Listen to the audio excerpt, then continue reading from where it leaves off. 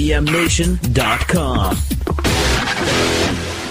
Hello, Internet. This is Jim Tyrrell, and you are listening to Local Outbreak, which is on IPM Nation, which is on the planet, which is 100.1 FM, which is in your ears right now. Oh my God.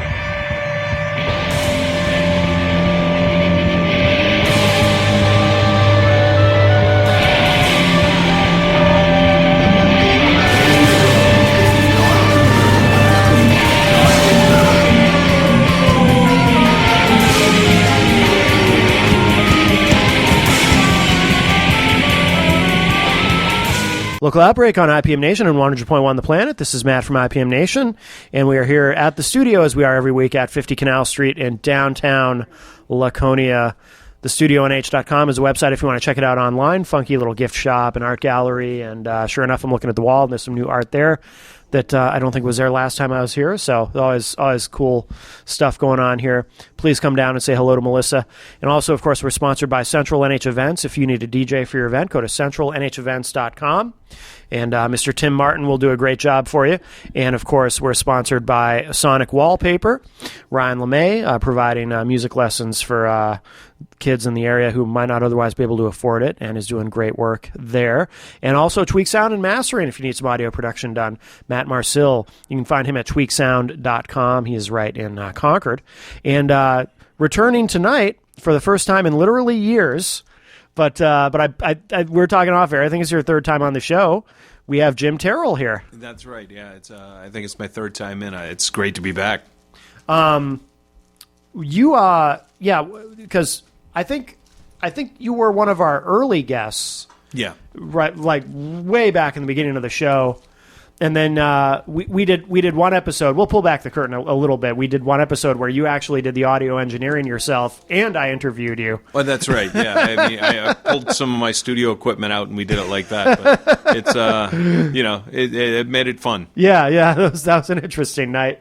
And so I think you've probably done quite a bit since then, right? I mean, it's been at least a few years since I last interviewed you. I mean, I've run into you here and there, but I imagine you've put out a lot of music in the interim. I've been able to stay busy for sure. I mean, obviously a lot of performance. That really is what kind of drives what I do, is just going out and playing shows. Yeah. That's what keeps me from having to get a day job. Right. And so far, so good. But I have recorded a fair bit since then. I did a solo record that was sort of it was a project that fell together almost by me watching it and just being like, I can't believe this is happening. Yeah. I ended up recording with Ken Stringfellow of REM and the Posies and Big Star. And I've been a Posies fan since high school. Yeah. And I happened to meet him at a show.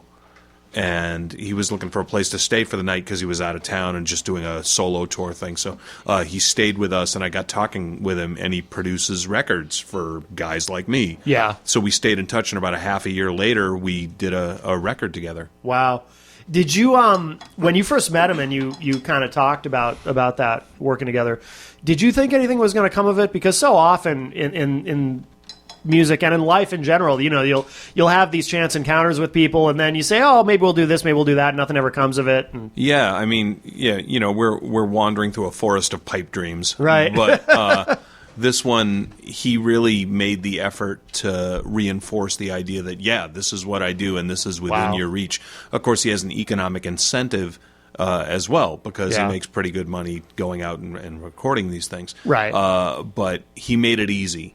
And it was a really attractive thing to be able to do, and he did an incredible job. That's fantastic.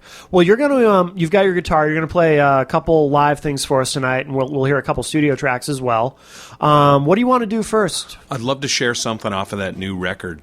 Okay. I'm really proud of it, and I'm just blown away every time I hear it by the work that he did and what he added to the material. The one you just handed to me here. Yeah, it's called True Stories from a Small World. I dig the artwork, too, by the way. Oh, thanks. That's what happens when you give or you record with somebody else, and then they say, okay, I'm not going to be able to mix and master it for 6 months. Right. Then you spend a lot of time working on the artwork. Did you create the artwork yourself? I did. Oh, no kidding. Well, yeah, back before I left cool. the grind, the day job, I was a graphic designer. That's what I did for a living. So okay. I get to kind of ply my trade a little bit when I make a record. That's cool. Other than that, you probably don't miss the day job, do you? I missed the check. Yeah. It was nice to just show up on Friday and get paid. That was neat.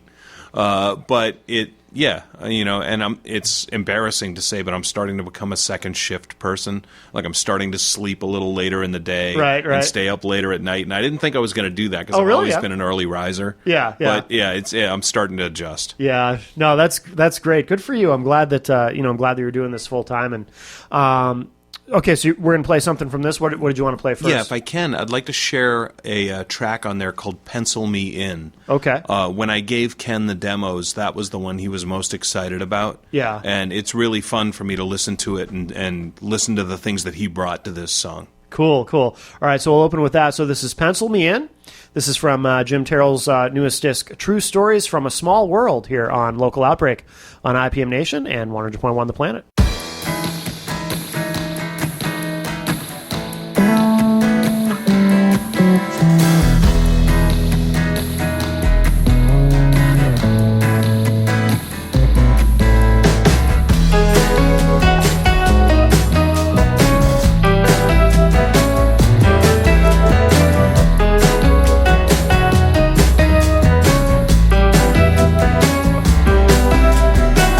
Seems to me I'm never free without conditions.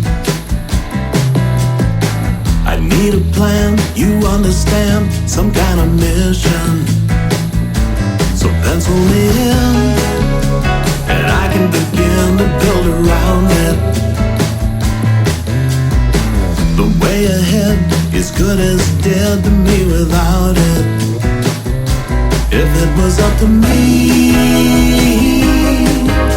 I couldn't do much more, because the only thing I need is a temporary target to shoot for.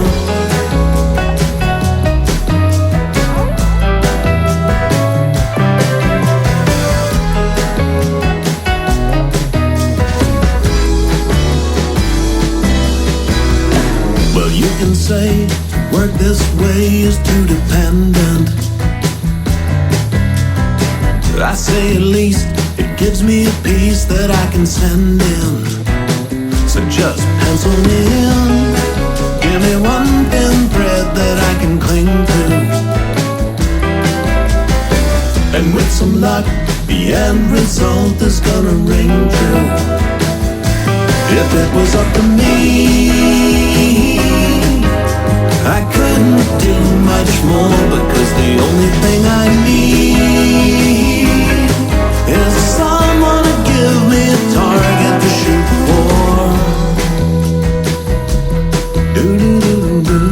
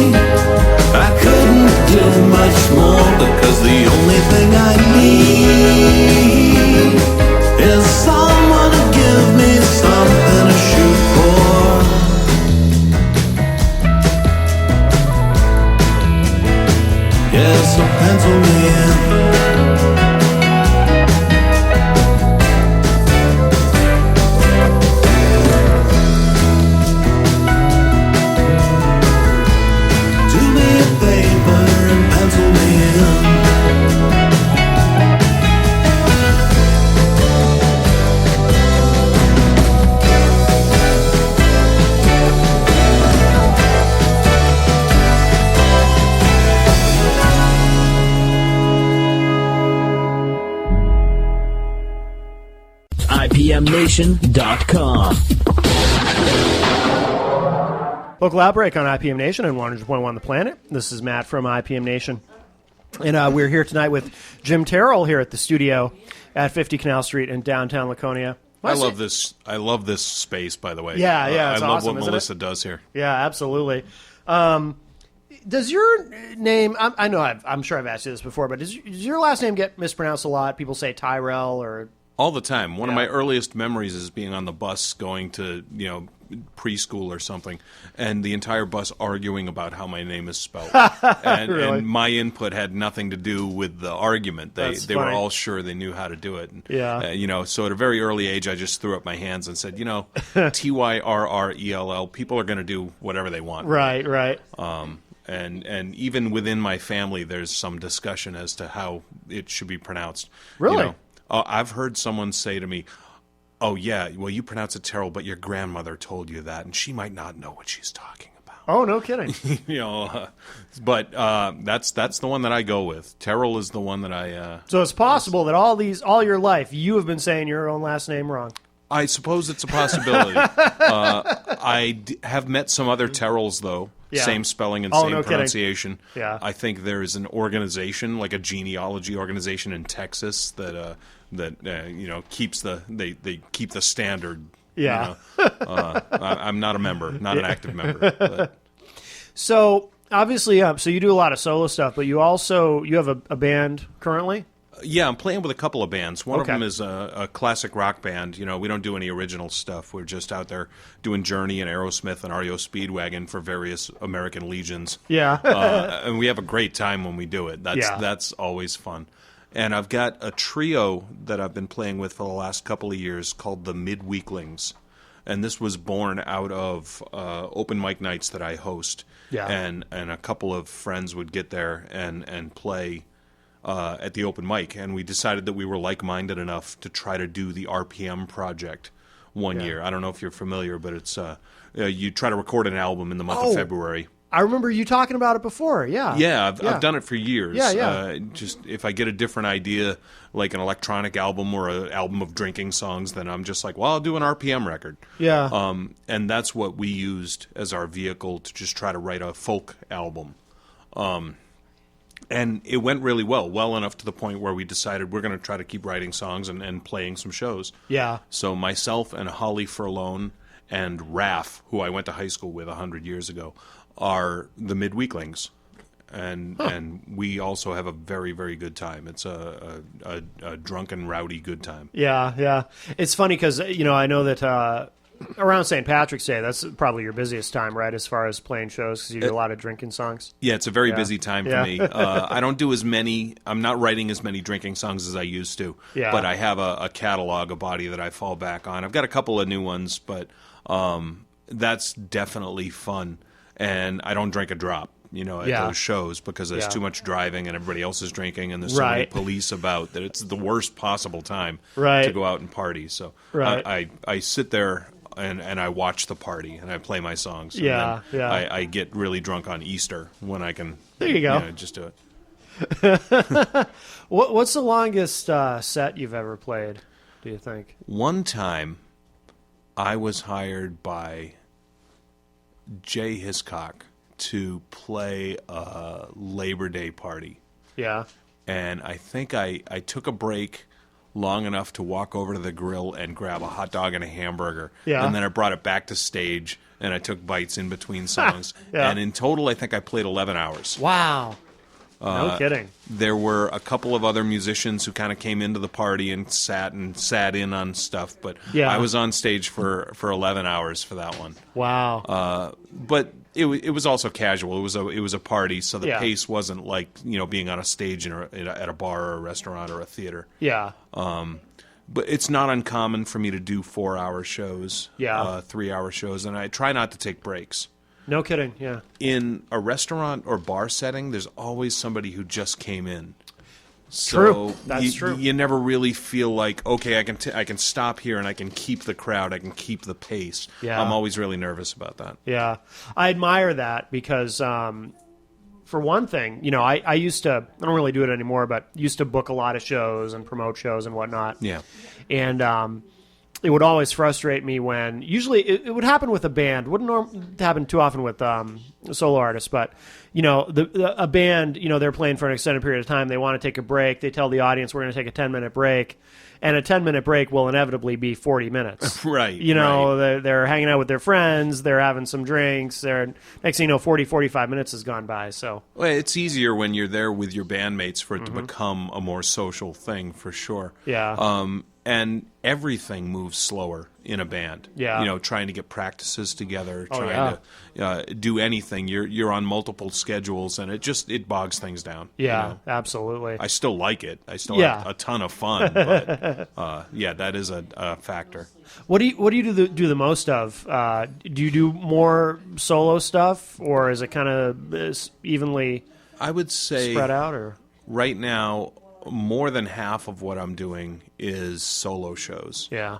And then the rest is split between band shows and hosting open mic nights, which doesn't really count as a solo show. I do it myself, but that's really more I'm going to play 2 or 3 songs, and then I'm going to try to get other people on stage to make their artistic statement, to have their time. Right. And I enjoy that a lot. I like playing, of course, but it's great to hear what's going on locally. I'm always interested. With the open mics, do you find a lot of the same people show up week after week, or do you often see new people come in, or how does that work? Yeah, where we are in the North Country, we definitely have a group of locals that come in and like to do that, and some of them have ambitions to play their own shows. Sure. And some of them really just use the open mic as their only platform because they're learning and they're having fun, and the ambition is not an economic one for them. So and that's fine too. Yeah. But we often get found online by people who are traveling from out of town, and they have their guitar with them, and there are a lot of roving musicians who like to hit the local open mic. So we'll get someone who walk in and they'll be like, "Oh, I'm from Hawaii," or "I'm from Michigan," and I just hope there's room for me. That's pretty cool. Yeah, that's always great. Does that happen a lot? Or? It does, actually. No more often than not, there will be at least one person that will be from out of the area. Yeah. On a given night, at least where we are, we're kind of up in the sticks. But I guess I shouldn't be surprised because, obviously you can find, go online and find, Google open mic New Hampshire or something, and openmics.org is a good one. Oh, okay.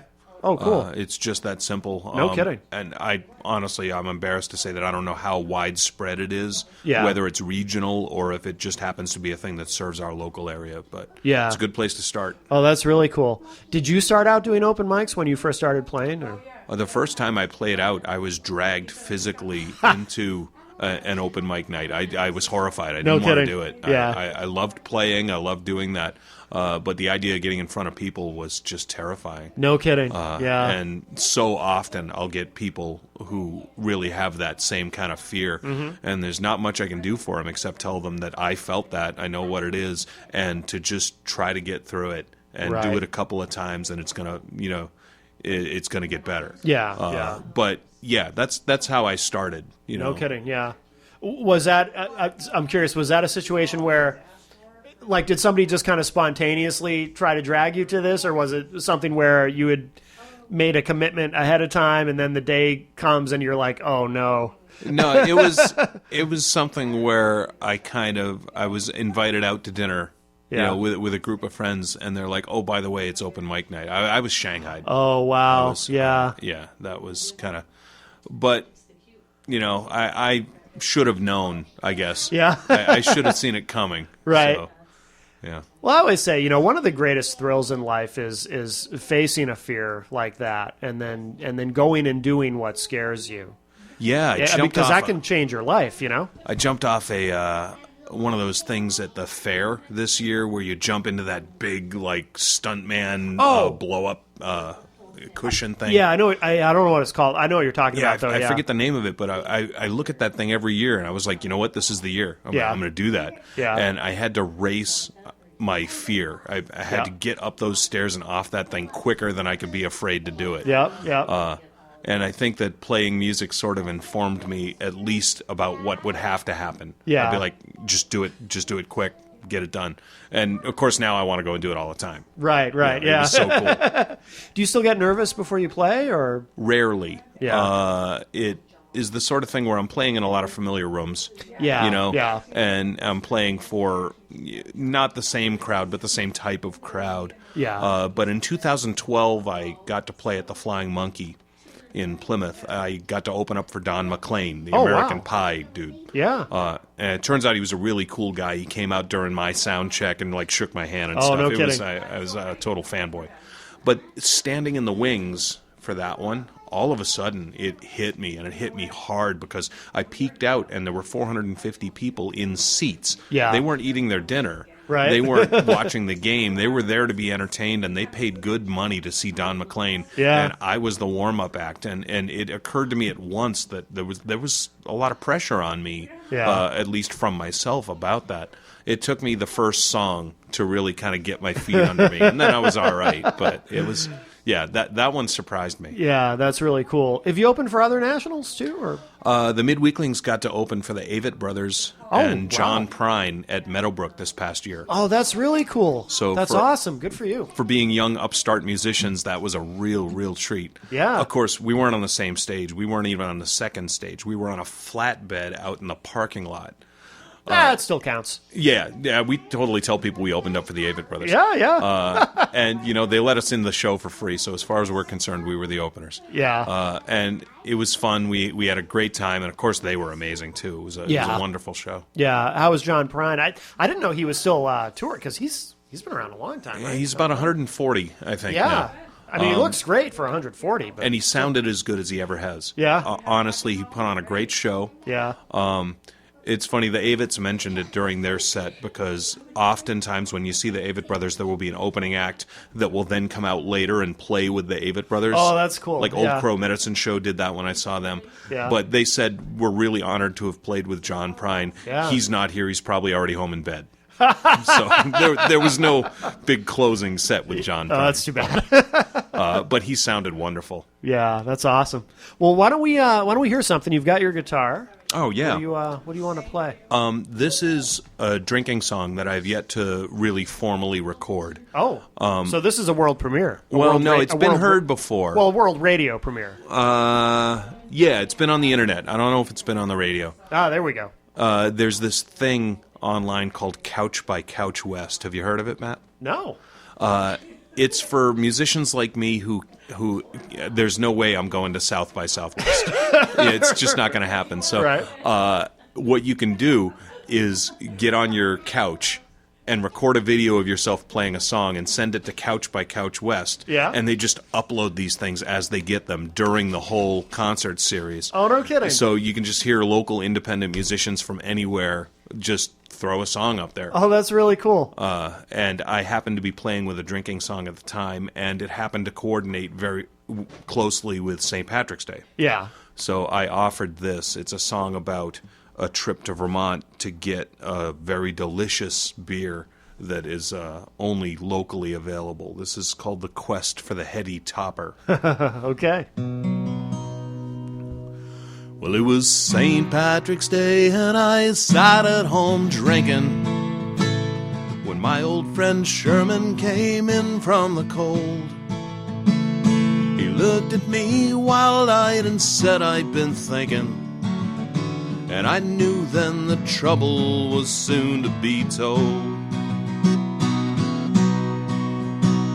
He told me this holiday's losing its flavor, and he said that it's our job to show it some pride. Well, there's a beer in Vermont that's awaiting our favor. So put on your boots, Jim, we're taking a ride.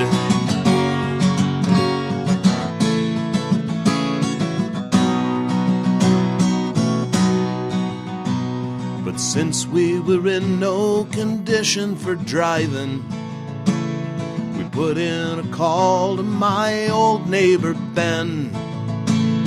He'd given up drinking for the sake of surviving, but he still liked to run us around now and then. We piled in the van with and set off on our mission. And on the way there, Sherman told us the tale of an alchemist over the Connecticut River, and his bold, heady topper, his incredible ale.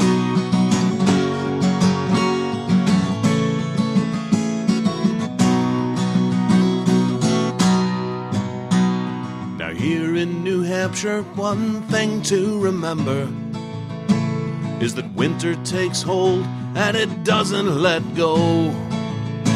It's the middle of March, but it feels like December, and the snowbanks still stand where the crocuses grow.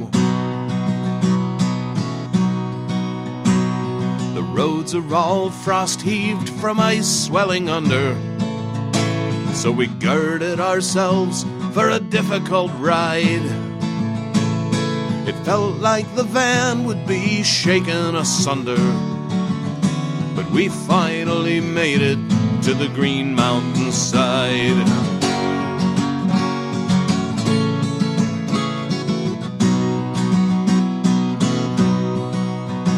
But before we caught sight of the brewery proper, we came to a line of cars 7 miles long, and each one in search of the old heady topper. A line of crusaders just creeping along. They came from New York and they came from Rhode Island, and we spotted a car or two from Delaware. So many of us for so long had been driving, and I swear that 2/3 of Massachusetts was there.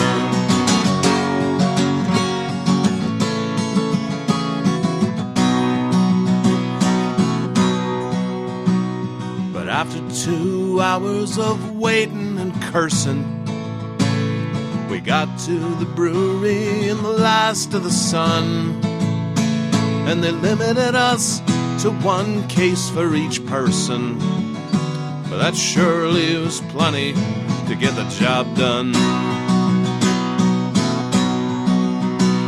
So back to New Hampshire with all of our liquor, and the frost heaves that jostled and jarred the whole way. Though the road was rough, we made the trip even quicker, 'cause we were ready to celebrate St. Patrick's Day.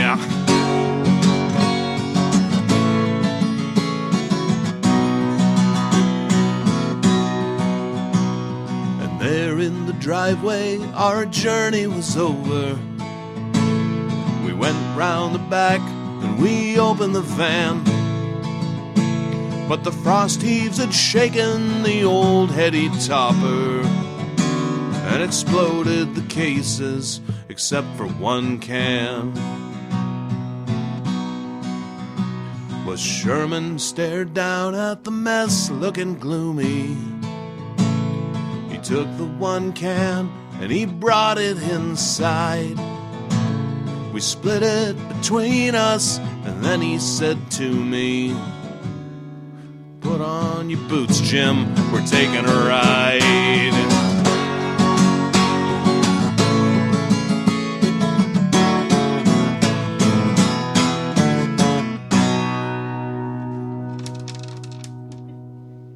IPMNation.com.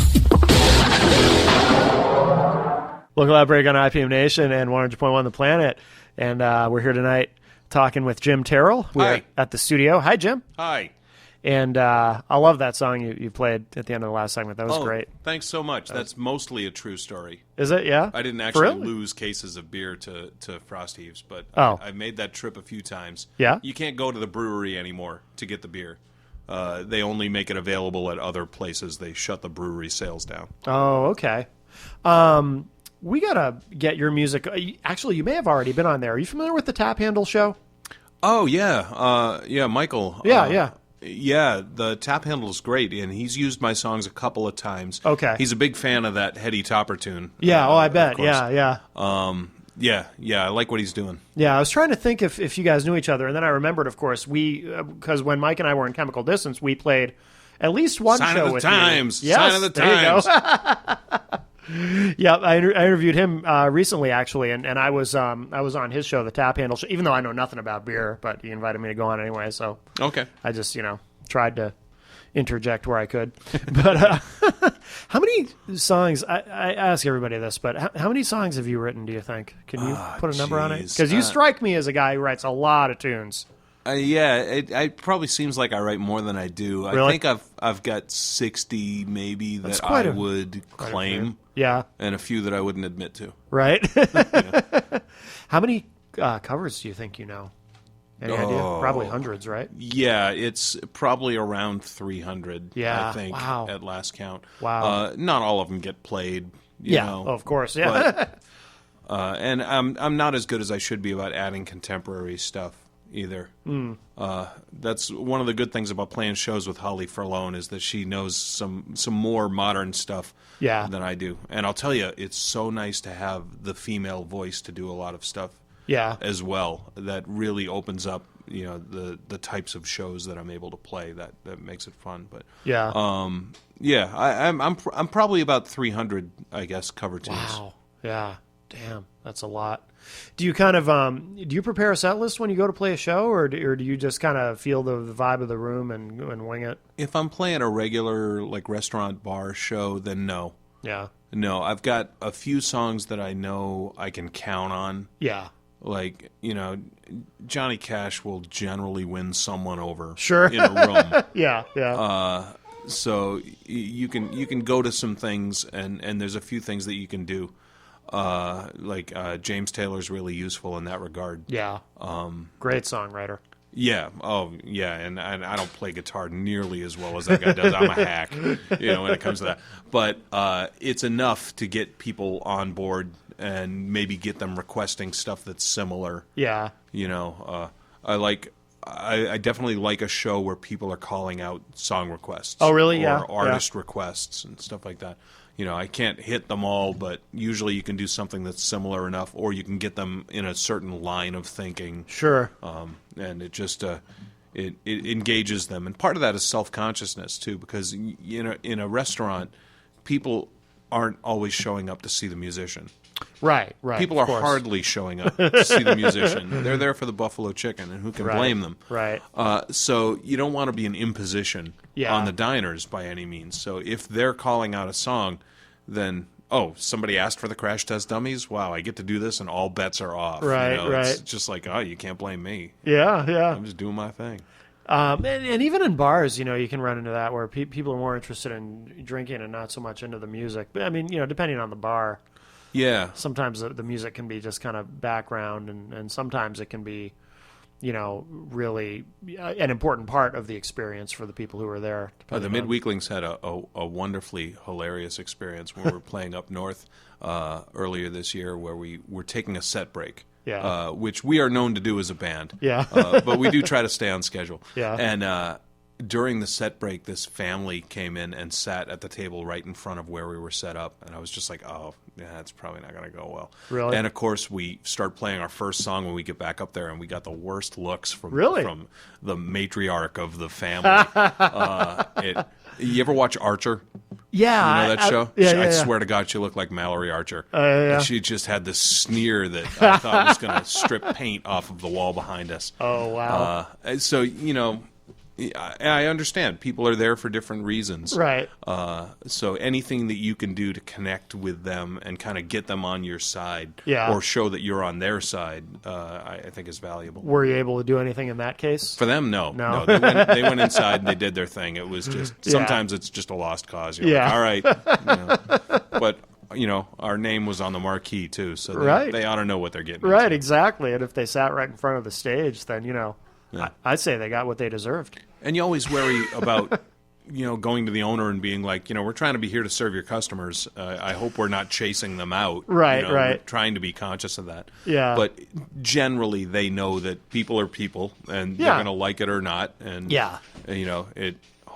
Thankfully, I haven't done any performances that made them question the value of what I bring. That's good. Yeah, yeah. So far. Well, it's not like you're a metal band showing up at these restaurants and, No, but occasionally you'll get someone who'll be like, play Metallica. Really? Yeah. And you'll be like, okay, how am I going to make Metallica work for this dinner restaurant where I've got this family over here and it looks like it's this 7-year-old's birthday. Right. And I've got these other people over here at the bar that want to hear Metallica.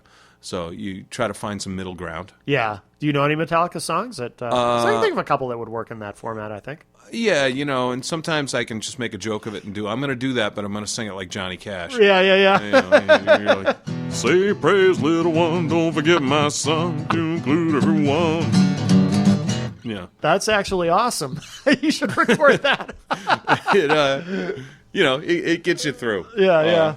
Sometimes it actually doesn't work and neither group appreciates the joke. Right, but, you do what you do. Yeah. How many shows do you do in a year? Because it sounds like you're playing pretty constantly. More than 200. Yeah, I mean, that's great. I'm generally playing 5-6 days a week. Wow, yeah. But again, some of them I'm hosting open mics. Yeah. Some of them I'm playing organ for a church on Sunday mornings. Sure. You just find ways to stay busy. Yeah. I'll do almost anything that I can with my guitar or with a piano to keep myself from having to go to a real job. Right. I've never worked harder in my life. Yeah. Being a musician, but Right. I still, I can't call it a job to anybody except my parents and the IRS, Right. Because they're concerned. Do you get out and tour outside of the state, or it must be a little hard with the open mics to really kind of get away? Yeah, I can make time. I can get people to cover, but in general, touring, at least the sorts of shows that I'm playing, it amounts to a working vacation. Sure. I can make enough money to pay for the trip, and that's Yeah. it. It's not like I could subsist. Unless I can get more people maybe interested in the original material. Right. And then, sell ticketed rooms where they're coming out to see me. Yeah. Sort of chase down the dream, as it were. Yeah. What I do is definitely more municipal. Yeah. And it's not all just, we should tell people too who aren't familiar with you prior to tonight. It's not like it's all just drinking songs and whatnot. Like you had a song in rotation, I remember, on The Planet. Was it Just to Be Difficult? Is that the name of the song? Yeah, they ran that one for a while because Yeah. it fit their demographic. It did, yeah. It's a great tune. Oh, I Yeah. appreciate that. Yeah. I don't hardly ever play that one out, too. Yeah. There's some stuff that I do on records where I get to play in the studio and approach it in a different way than I deliver live, and that's one of them. But they really like that one a lot. so it was nice. Absolutely. Who influenced you growing up as far as, you strike me as someone who probably listened to a lot of different kinds of stuff. Yeah, I'm kind of all over the map, of Yeah. course, and everybody says that. Oh, I listen to everything. And then you're like, oh, yeah? What do you think of the Dead Kennedys? And Right. Like, who? Right, yeah. That sounds awful. I get that all the You time, know. too. Well, I find in my interactions, most musicians know better. It's the non-musicians who are like, oh, I like everything. It's like, oh, really? So you like classical and you like Swedish death metal? You like everything? Right. Right. Right. I suppose they think they like everything because they like everything they hear. There you go. Who exactly. can fault them for that? Right. I shouldn't say that I like everything, too, because I'm sure there's some stuff out there where I'm Right. like, oh, well, I guess there's a reason I don't listen to this. Right. But, growing up, I did satisfy my punk urges listening to Black Flag and Dead Yeah. Kennedys and stuff like that. Yeah. Dead Kennedys was incredibly inspiring because I was like, they're unabashedly political. They're focused and unafraid. And that taught me an important lesson about how to kind of approach my writing. Yeah. But I was listening to Billy Joel a lot too. Yeah. I was teaching myself how to play the piano, so obviously he was very influential. Yeah. Later in life, Ben Folds came up, and that was one of those moments like Steve Martin had when he was sitting at home and saw the first Saturday Night Live episode. Yeah. And he's like, oh, somebody got to it first. Yeah, yeah. It's just like, oh, this guy's doing everything that I would be doing given the chance. Right. So I was infatuated for a while there. And I got to admit, Barry Manilow has I have a soft spot in my heart for him. Yeah. Just the way that he delivers his stuff and the arrangements and and of course he's as pro as they get writing commercial jingles and, and things like that. I mean, there's no better hook man than Manilow. Of course, with him, there's that joke about, that song, I write the songs. He didn't actually write that song. That's right. Yeah, that's not one of his, as it turns out. Yeah. Are you entirely self-taught? Yeah, I mean, I studied in high school. I was able to take some band and chorus stuff, and there was a music theory course that was offered my senior year. Yeah. And I took piano lessons when I was very young for about a summer. Okay. I didn't stay with it because my friends were all roller skating on Saturday mornings, Yeah. and I wanted to go to the roller rink. Right. I loved the piano, but it just was not a good timing thing. Yeah. Oddly enough, it was years and years later that my mom found some of the instruction books from that piano teacher at the dump. No kidding. And she brought them home to me. She's like, look, Wendy Sargent's name is in here. This is your piano teacher. So I have the books. I'll be damned. Yeah. Oh, wow. Pretty neat. Oh, wow. But even though you didn't stick with the lessons, I mean, that probably, just that exposure probably gave you a really good foundation, obviously, because you were able to... Well, yeah, it introduces you to actual piano fingerings and giving some things some names. Yeah. But, I didn't just... I mean, I played by ear, but I also had songbooks. Yeah. Like Chicago Gold was one of the first songbooks that I had, and I was like, all right, I'm going to learn these songs, and that's a G major 7. All right, what does that mean? Right. Yeah. So I started to kind of glean the language of music theory. Yeah. Well, let's play another song. What do you want to do? You want to do another studio track? You want to do something live or Let's do... You know what I'm going to do? I'm going to play a song from the trio, the Midweeklings. Okay. That I've been playing with lately. We've recorded 2 records. Excuse me. The first one was called 10 Stories High, and the second one was called Now and Then. Okay. And we did them both in February the last 2 years. This is a song that I wrote for the band, and it's called Salvation.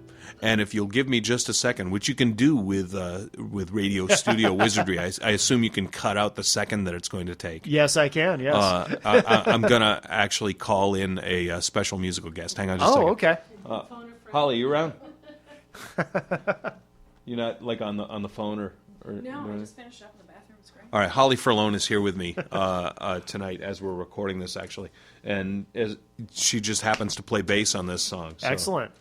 We're gonna spice this one up a little bit. And is that Melissa's bass?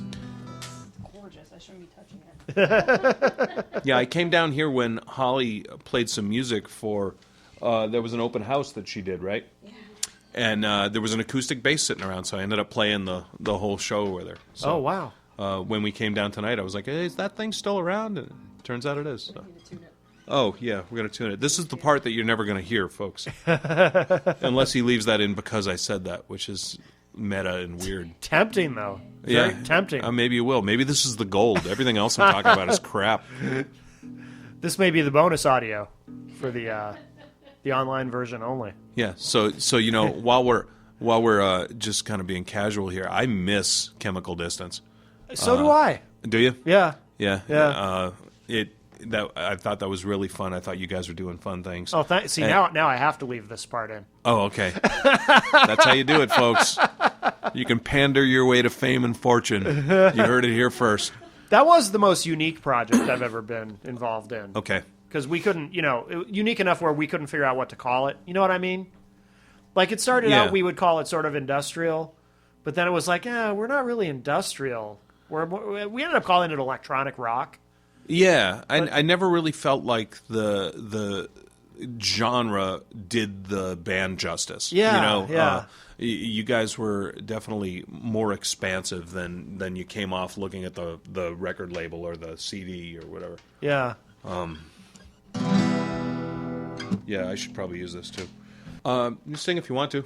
They know you're here. All right. So yeah, this is a song that the Midweeklings do at our shows. We just finished up our 2015 run, and we're going to put together a sort of winter-spring local, not exactly like a tour, more like a detour.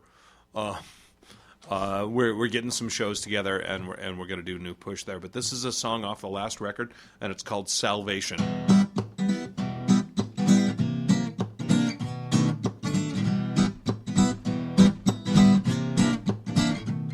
Well, you heard about heaven and you want to get in, but don't disconnect for the sake of discipline. Saving yourself for the promised land is like rooting through the bushes with a bird in your hand now. As if you're trying to find salvation, oh. It'd help to know what you're looking for.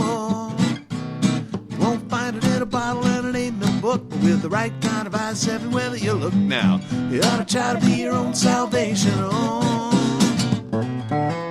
People ask me where my innocence died. I like to tell them that it's safe and alive, like a baby in a crate. I want to help it survive. You ought to know better than to let it drive now. So if you're trying to find salvation, oh, it'd help to know what you're looking for. You won't find it in a magazine or up on a shelf. If you want to do it right, you better do it yourself now. You ought to try to be your own salvation. Oh, all right now.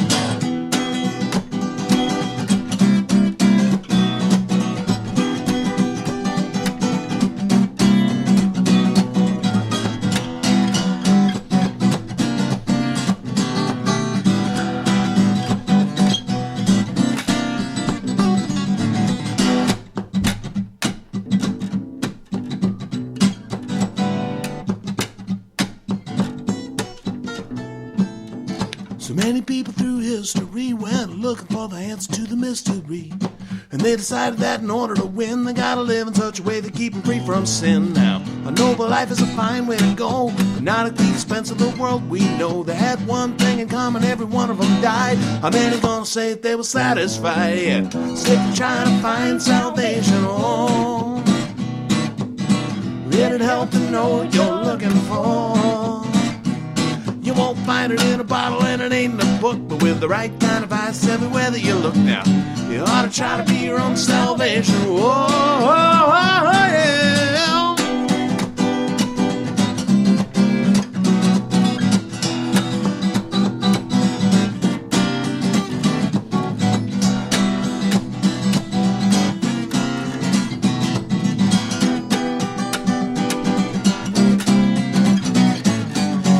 God damn it, I mean to tell you.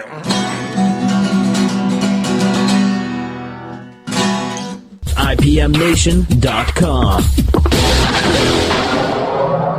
Local Outbreak on IPM Nation and 100.1 The Planet. This is Matt from IPM Nation. We are here at the studios. We are every week at 50 Canal Street in downtown Laconia. Please come by and say hello to Melissa. Buy lots of stuff. Very, very cool place. TheStudioNH.com is a website if you want to check it out online. And by the way, so we're here tonight with Jim Tyrrell. And Jim, I posted a photo of you playing live, and Rob Kleiner saw it and wanted me to ask you if you've ever been in his basement. Jeez. I have to remember if I'm legally allowed to discuss that.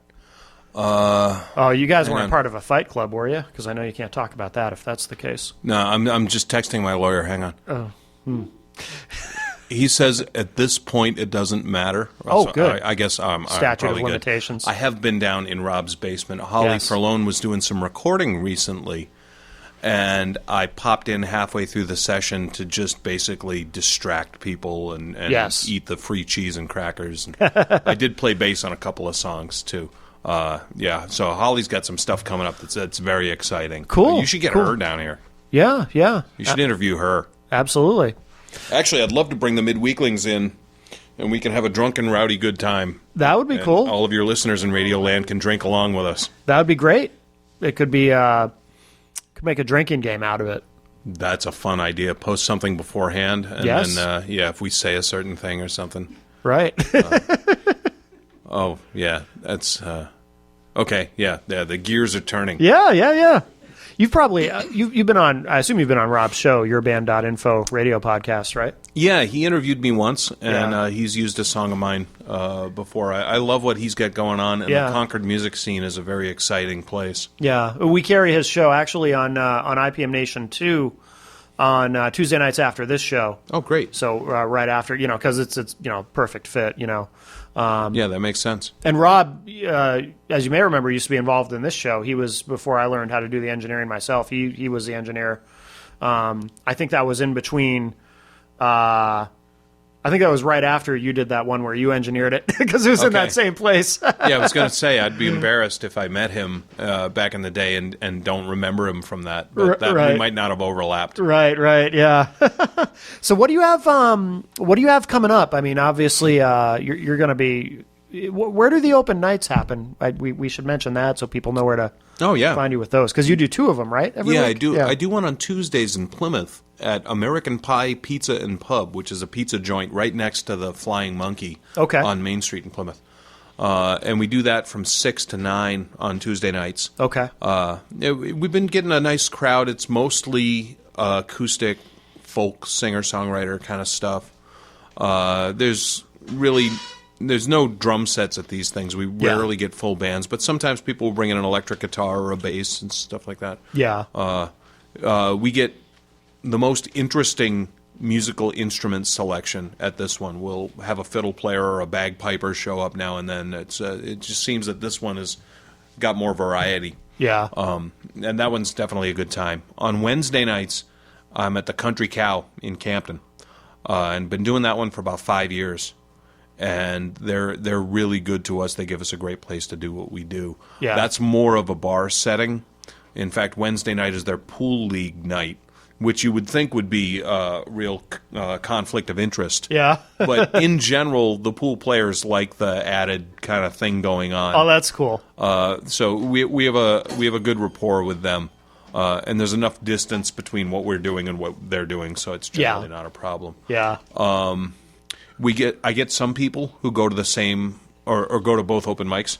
And there's some people who just one night works better for them than the other, and I just don't see them at one or the other. Yeah. But there's certainly room for anybody, anytime. You don't have to sign up in advance. Cool. In fact, I don't really take sign-ups in advance. I would rather people show up and, sign up and get their spot. But we'll make time for everybody. Yeah. It's really important to me that people get time on stage to do what they do. Yeah, awesome. And where should people go online to keep up with everything you're doing and where to find your music? And I'm most active on Facebook, but I think that's really still kind of the gathering place for this sort of thing. Yeah. I do have my own website, jimtyrrell.net, and you can find my music on SoundCloud. Okay. In fact, the whole True Stories album is on there, available for listen. And you can buy a physical copy of it if you want to, but you can check out the whole thing online. Yeah. The Midweeklings are on there too, so you can hear some of the more recent stuff that I've been working on. Okay. And we should remind everyone too how to spell your name for when they go to look for you. That's Tyrrell, Jim Tyrrell. You can pronounce it however you want, but you have to spell it like that. All right, very good. Well, Jim, thank you so much. This has been great. Oh, it's good catching up with you, man. And we'll have to not let another 2 or 3 years or whatever it's been go by before we have you back. Well, this is how it is with us rock stars. We get incredibly busy. I know. What do you want to play to wrap up the show? Oh, if I can, I'd like to close it up with the last track on the most recent record that I did. Mm-hmm. It's called French Toast, and it's a song about really enjoying being on the road and really looking forward to being home. All right, great. All right, this is French Toast from Jim Tyrrell. Cheers. And his disc, True Stories from a Small World. Thanks, Jim.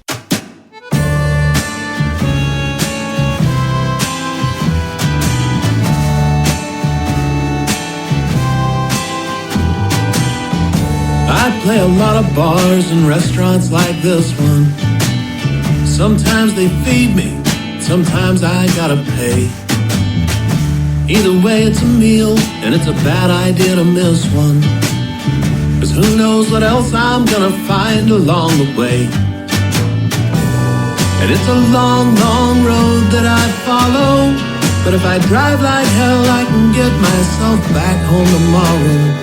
And in the morning I'll be waking up to French toast and bacon, and the road will seem a million miles away.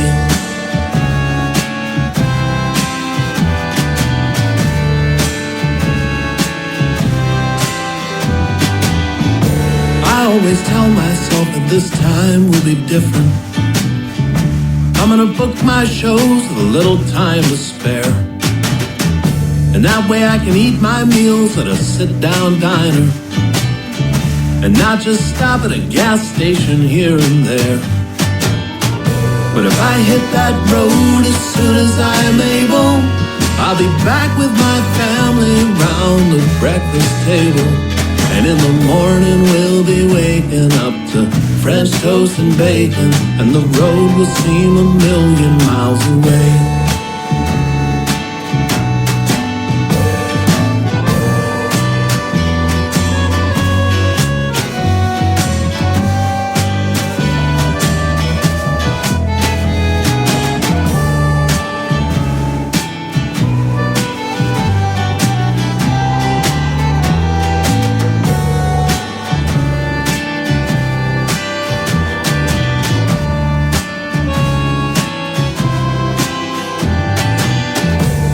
can't complain about the way I make my living.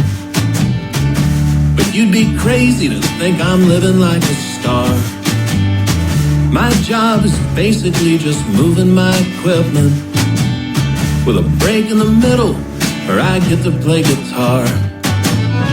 So after this song, my time to work is arriving. I got a little gear to load, and I got a shitload of driving. And in the morning I'll be waking up to French toast and bacon, and the road will seem a million miles away.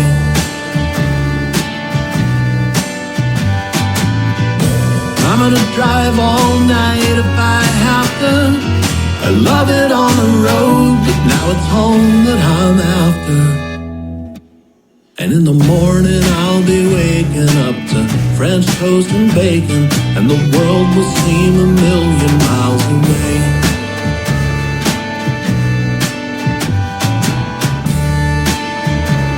And the world will seem a million miles away.